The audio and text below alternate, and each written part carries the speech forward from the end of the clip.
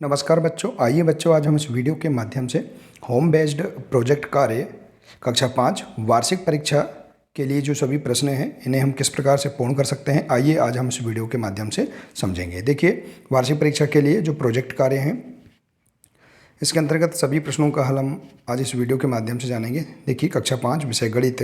देखिए बच्चों, हम यहाँ पर विद्यार्थी का नाम, अपना नाम लिख देंगे, अपने पिता का नाम और अपनी शाला का नाम यहाँ लिख देंगे। और यह प्रोजेक्ट कार्य जो होगा ये 40 अंक का होगा।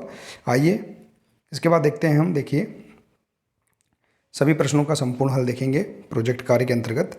पहला प्रश्न है, आओ डिग्री घड़ी बनाएं। देखिए, हम घड़ी बनाएंगे। कागज़ में से एक गोला काटो। इस प्रकार से यहाँ पर जो निर्देश दिए हैं इसके आधार पर एक घड़ी आप बना सकते हैं, ठीक है। और ये गतिविधि को आप स्वयं अपने आधार पर आप कर सकते हैं। इसके बाद देखिए, अगला प्रश्न यहाँ दिया है, तुम्हारी डिग्री घड़ी तैयार है। डिग्री घड़ी के उपयोग से अपने पेंसिल बॉक्स का समकोण मापी। समकोण का माप है, समकोण का माप क्या होगा? देखिए, समकोण की माप होती 90 अंश, ठीक है बच्चों। इसके अंतर्गत प्रश्न है। अब अगला प्रश्न है, क्या तुम बता सकते हो नीचे दिए गए कोण की डिग्री क्या होगी? 90 कोण समकोण कहते हैं, तो क्या होगी जिसे हम समकोण कहते हैं? देखिए, तो यहाँ पर इसका आंसर आ जाएगा। देखिए, समकोण का आधा क्या होता है? 45 अंश होता है। और समकोण का 1/3 क्या होगा? 30 अंश होगा, ठीक है। क्योंकि 90 का 1/3 30 होगा। और समकोण का दुगना क्या होगा? 90 दूनी 180 होगा। तो इस प्रकार से आप इसका आंसर बता सकते हैं। इसके बाद देखिए, अगला प्रश्न है, अब उस कोण को मापो जहाँ से कीटू को डिग्री घड़ी में दिए चित्र पर स्ट्राइकर चलाना चाहिए। उस कोण का माप होगा, तो 40 अंश होगा उस कोण की माप। और देखिए, इसी के अंतर्गत अगला प्रोजेक्ट कार्य है, योग के साथ कोण बनाना एवं उसके माप लिखना। मोहन योग कर रहा है। नीचे आसन के उन चित्रों को दिखाया जा रहा है जो वह हर दिन करता है। जैसे देखिए, यहाँ पर ये चित्र दिए गए हैं आसन के आधार पर। अब उन कोणों को मापों जो आसन करते समय शरीर के अलग अलग अंगों से बने हैं। जैसे देखिए, 90 अंश, देखिए यहाँ पर ये 90 अंश का कोण है। ख नंबर में देखिए ये 50 अंश का कोण यहाँ बनेगा। इसके बाद इस ग नंबर के चित्र में 45 अंश का कोण है और इसमें 60 अंश का कोण बनेगा, ठीक है। तो इस प्रकार से आप यहाँ कोण बता सकते हैं, ठीक है। इसके बाद देखिए बच्चों, अगला प्रोजेक्ट कार्य है, 1/4 और आधा घुमाने पर नीचे दी गई आकृति कैसी दिखाई देगी? चित्र बनाओ। जैसे देखिए, इन आकृति को 1/4 घुमाएंगे और आधा घुमाएंगे। देखिए, यहाँ जो आकृति दी गई हैं इनको 1/4 घुमाने पर कैसे दिखेंगी और आधा घुमाने पर कैसे दिखेंगी, इनका आंसर देखिए इस प्रकार से। देखिए, इस आकृति को 1/4 घुमाने पर इस प्रकार से दिखाई देगी और आधा घुमाने पर इस प्रकार से दिखाई देगी। और ये वर्ग को देखिए, त्रिभुज को हमने घुमाया, इस प्रकार से इसकी आकृति बनेगी। और वर्ग को घुमाने पर इसकी आकृति इस प्रकार से समान रहेगी। इसी प्रकार से आयत को घुमाने पर 1/4 पर इसकी आकृति इस प्रकार से और आधी घुमाने पर इस प्रकार से बनेगी। और इसी प्रकार से देखिए, पंचभुज की आकृति इस प्रकार से बनेगी, ठीक है। तो इस प्रकार से आप यहाँ पर इन आकृतियों को दर्शा सकते हैं। इसके बाद अगला प्रश्न है, जादुई षष्ठकोण का निर्माण करना। देखिए, हम एक जादुई षष्ठकोण का निर्माण करेंगे। नीचे दिए षष्ठकोण को भरने के लिए इसी नियम का उपयोग करें। जैसे देखिए, यहाँ पर दिया है, ये एक षटकोण दिया हुआ है। देखिए, तो 9, 11, 99। देखिए, यहाँ पर आ जाएगा 9 और हम 11 का गुणा करेंगे तो बीच में 99 आ जाएगा। फिर आ जाएगा देखिए 11 छिंग 66, यहाँ से हम स्टार्ट करेंगे।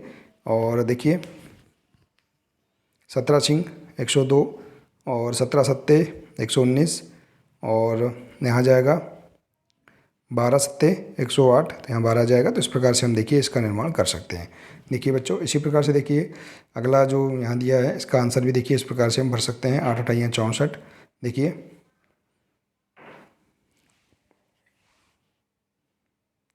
यहाँ 64 आ जाएगा। इसके बाद देखिए 16 चौके, यहाँ 64 आ जाएगा।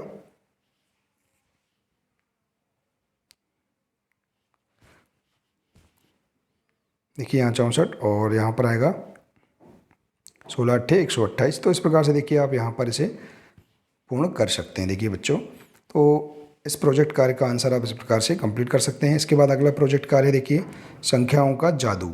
देखिए, अपने दोस्त को कहो अपनी आयु लिखो, उसमें 5 जोड़ो, जोड़ को 2 से गुणा करो, उसमें 10 घटाओ, फिर 2 से भाग दो, तुम्हें क्या मिला? क्या तुम्हारा दोस्त हैरान है? तो देखिए, दोस्त समर्थ की आयु है 9 वर्ष, ठीक है। उन्होंने अपनी आयु लिखा 9 वर्ष। अब उसमें 5 जोड़े तो 9 और 5 14। अब जोड़ का 2 से गुणा कर दिए, 14 का 2 से गुणा करेंगे 28 प्राप्त होगा। उसमें से 10 घटाए तो हमने कितना प्राप्त होगा? 28 से 10 घटाएंगे तो 18। फिर 2 से भाग दो तो 9 प्राप्त होगा। और देखिए, उसकी आयु क्या प्राप्त होगी हमें? उसकी आयु ही प्राप्त होगी। तो इस प्रकार से उसने जो सोचा है उसकी आयु प्राप्त हो जाएगी। अब देखिए, एक संख्या लो। अब देखिए, इसी प्रकार से उसे दुगना करो। देखिए, यहाँ खा नंबर का भी दिया है।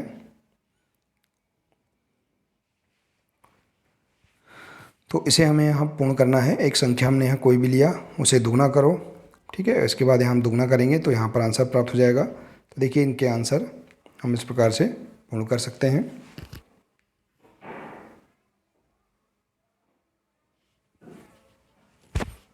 देखिए, यहाँ पर हमने संख्या लिया, इसका दुगना किया तो 6 दूनी 12। तो इस प्रकार से ख नंबर का आप यहाँ पर कर देंगे। इसके बाद ग नंबर का देखिए, एक संख्या लो, उसे दुगना करो।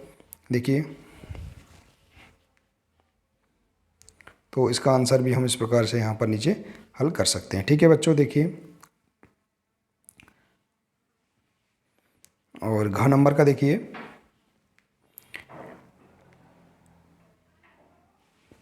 दी गई संख्या के पैटर्न को ढूंढो और आगे बढ़ाओ। यहाँ संख्या दी गई, इसका पैटर्न देखिए, इसको ढूंढेंगे और आगे बढ़ाएंगे। तो देखिए, इस प्रकार से हम इस पैटर्न को आगे बढ़ा सकते हैं। 1 बराबर 1 गुणा 1, 1 2 1, 121 बराबर 11, 11 में 121। देखिए, अब हम यहाँ 1 1 का यहाँ पर बढ़ाते जाएंगे तो हमें यहाँ पर देखिए कि बीच की संख्या के साथ हमारे पास ये संख्या प्राप्त होते जाएगी, ठीक है बच्चों। आइए इसी प्रकार से देखते हैं। अगला प्रोजेक्ट कार्य है, किरण 200 रुपये लेकर खरीदी करने गई, बिल को देखो, दुकानदार सही जगह बिंदु लगाना भूल गया, बिंदुओं को सही जगह लगाओ और बिल के कुल पैसों का पता लगाओ। तो देखिए, हम यहाँ पर देखेंगे, ये इस प्रकार से सामग्री दी गई है, इनकी मात्रा और यहाँ पर कीमत दी गई है रुपये में। अब देखिए, यहाँ पर दुकानदार बिंदु लगाना भूल गया, तो हम इसे इस प्रकार से लगाएंगे। देखिए, 12 रुपये 50 पैसे, 50 रुपये 25 पैसे। देखिए, इसी प्रकार से चाय की कीमत 250 ग्राम 27 रुपये 25 पैसे, इस प्रकार से। और इसे हम इसका योग करेंगे तो इस प्रकार से हमारे पास आंसर प्राप्त हो जाएगा, ठीक है। तो इस प्रकार से रुपये और पैसे में हम इसे लिख सकते हैं। अगला प्रोजेक्ट कार्य है, माधव अपने माता पिता के साथ एक शादी में गया। वहाँ वह बहुत सारे रिश्तेदारों से मिला, पर वह सबको नहीं जानता था। वह अपनी माँ के दादा से मिला और उसे पता लगा कि उसकी माँ की दादी जिंदा नहीं है। उसे यह भी पता लगा कि उसकी माँ की दादी की माँ अभी जिंदा है और उसकी उम्र 100 साल से ज़्यादा है। तो माधव उलझ कर रह गया। वह अपनी माँ के बारे में तो सोच भी नहीं पा रहा था। इसलिए माधव की माँ ने उसकी समझाने के लिए एक परिवार वृक्ष बनाया। देखिए, इस प्रकार से एक परिवार वृक्ष बनाया। आप देखेंगे, यहाँ पर माधव की माँ ने इस चित्र को माधव को उसके परिवार के बारे में समझने में मदद की। तुम भी अपने बड़ों के बारे में ऐसे ही परिवार वृक्ष की मदद से पता लगा सकते हो। माधव के परिवार वृक्ष को देखकर इन प्रश्नों के उत्तर दीजिए। देखिए, जैसे शोभना के कुल कितने परनाना और परनानी है, तो शोभना के कुल कितने यहाँ इस वृक्ष में देखेंगे हम। यहाँ पर देखिए, यहाँ पर कितने परनाना और परनानी है, तो यहाँ देखिए 2 परनाना परनानी है। माधव के कुल कितने परनाना